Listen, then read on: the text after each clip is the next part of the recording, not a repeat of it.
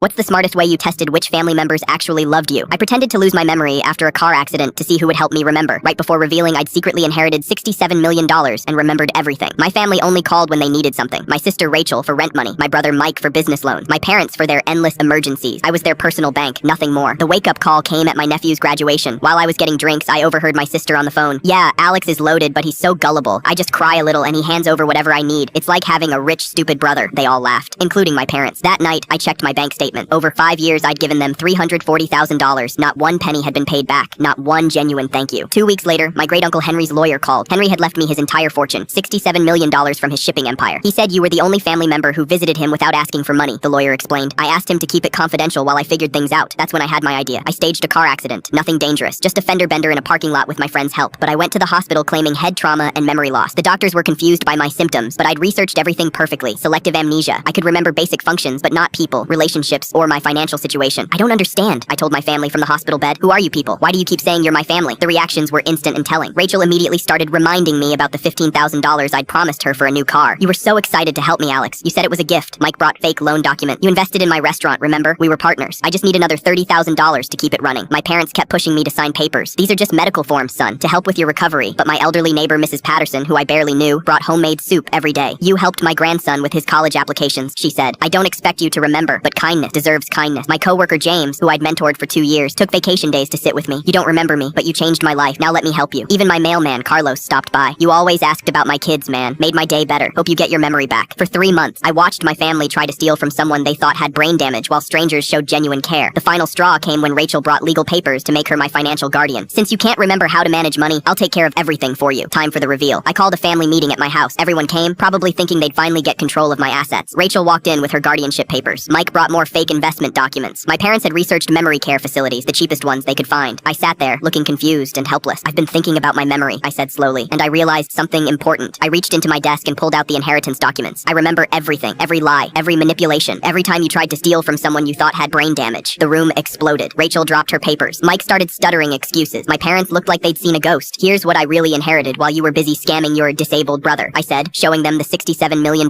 estate document. "And here's what you're getting from it. Exactly what you gave me when you thought I was helpless. Nothing." Rachel tried to grab the papers. "You can't do this! We're family!" "Family doesn't steal from brain-damaged relatives," I replied. I turned to Mrs. Patterson, James, and Carlos, who I'd invited to witness this. "You three showed kindness to someone who couldn't help you back. Mrs. Patterson, your grandson's medical school is paid for. James, you're getting the promotion and the salary you deserve. I'm buying the company. Carlos, enjoy your new house." My family screamed about lawyers and lawsuits and blood relation. I moved to Switzerland last month. My ex-family still calls, claiming they were just confused and trying to help.